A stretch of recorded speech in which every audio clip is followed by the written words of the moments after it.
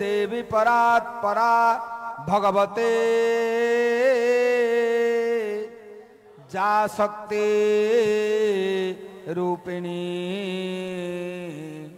निर्लिप्ता गुप्त देहा त्रिभुवन जननी सुखम रूपा विचित्रा देवी मानंद कंदा कनक तनुधरा सर्व सौभाग्य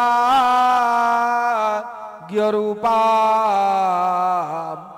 देहि में शुद्ध भक्ति हरिपद जुगले जोगमाया स्मरामि भगवती जननय जननी जनक श्री आद्यशक्ति सुभद्रिकाय नमो नमः तव अभय चरणारविंद जुगले सचंदन कुसुमांजलि समर्पयामि नमः अग्नये अद्याहुति निवेदयामि स्वाहा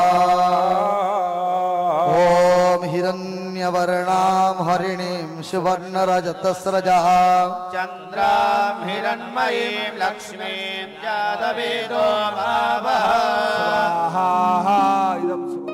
হাতে মাত্র আর কিছু সময় বুধবার অর্থাৎ অক্ষয় তৃতীয়ার দিনে দ্বারোদ্ঘাটন হতে চলেছে দীঘার জগন্নাথ মন্দিরের। তার আগে মঙ্গলবার মহাযজ্ঞে সামিল হলেন মুখ্যমন্ত্রী মমতা বন্দ্যোপাধ্যায়। পূর্ণাহুতি দিলেন তিনি, নিজের হাতেই করেন আরতি, উড়ল ধ্বজাও।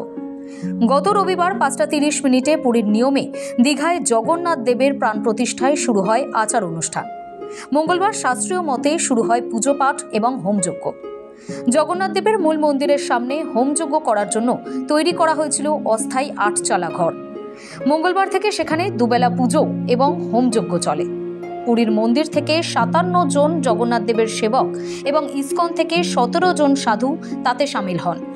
বিশ্ব শান্তির জন্য শুরু হওয়া সেই মহাযজ্ঞে 100 কুইন্টাল আম ও বেলকাঠ এবং 2 কুইন্টাল ঘি পোড়ানো হয়।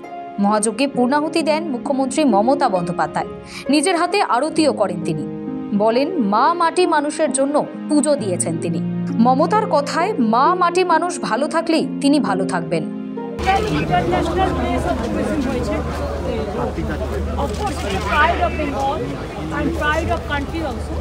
আমরা সকলেই গর্বিত যে এত সুন্দর মানে আর্কিটেকচারের কাজ এবং এত সুন্দরভাবে পুজো করে পুরীর থেকেও অনেক রাজ্যের দৈত্যপতিরা সব টিম নিয়ে এসছে, প্লাস ইসকনকেও দায়িত্ব দেওয়া হয়েছে। ইসকনের টোটাল টিম আছে, সমস্ত ধর্মের লোকেরা, সমস্ত বর্ণের লোকেরা এসছেন এখানে।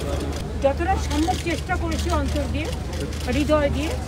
ধর্ম তো কখনো মুখে প্রচার করে হয় না, ধর্মটা হচ্ছে হৃদয়কে ছুঁয়ে যায়। আজকে যখন পুণ্য এটা হলো, তখন আমাকে পুরোহিতরা জিজ্ঞেস করছিলেন আমার গোত্র জানে।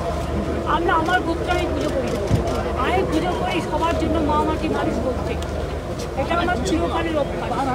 তাই সব মা মাটি মানুষ ভালো থাকলে আমি ভালো থাকি, তাই সবার হয়ে এটাকে অর্পণ করা হলো। বুধবার ভগবান জগন্নাথের প্রাণ প্রতিষ্ঠা এবং মন্দিরের দ্বারোদ্ঘাটনের অনুষ্ঠান হবে, যাকে কেন্দ্র করে সোমবার থেকেই সৈকত শহরে বাড়ছে পুণ্যার্থীদের ভিড়। মঙ্গলবার নতুন করে আরও অনেক পুণ্যার্থী আসেন। একদিকে মন্দিরের ভেতরে যেমন চলে ধর্মীয় আচার অনুষ্ঠান, তেমনি বিপুল জনসমাগম সামলাতে দীঘা জুড়ে পুলিশি নজরদারি চোখে পড়ার মতো। মুখ্যমন্ত্রী জানান, বুধবার দুপুর 2:30 মূল অনুষ্ঠান হবে, 3টায় মন্দিরের দ্বারোদ্ঘাটন হবে। তারপরেই সর্বসাধারণের জন্য খুলে দেওয়া হবে মন্দিরের প্রবেশদ্বার।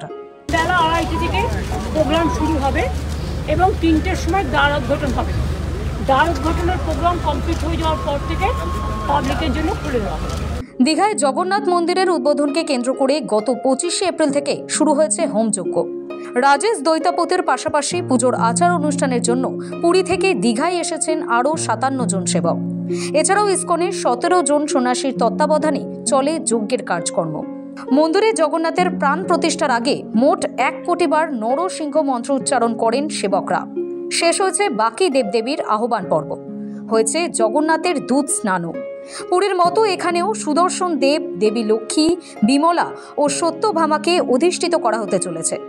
মুখ্যমন্ত্রীর কথায় সমুদ্রের জন্য পর্যটকরা দীঘা আসেন, এবার তার সঙ্গে জুড়ে গেল জগন্নাথের মন্দিরও। ফলে দীঘা আধ্যাত্মিকতা আর প্রাকৃতিক সৌন্দর্যের এক মিলন ক্ষেত্রে পরিণত হলো, যা আগামী দিনে আন্তর্জাতিক পর্যটন কেন্দ্রে পরিণত হবে। অনিমেষ প্রামাণিক ও সৌভিক সান্যালের রিপোর্ট, সময় কলকাতা।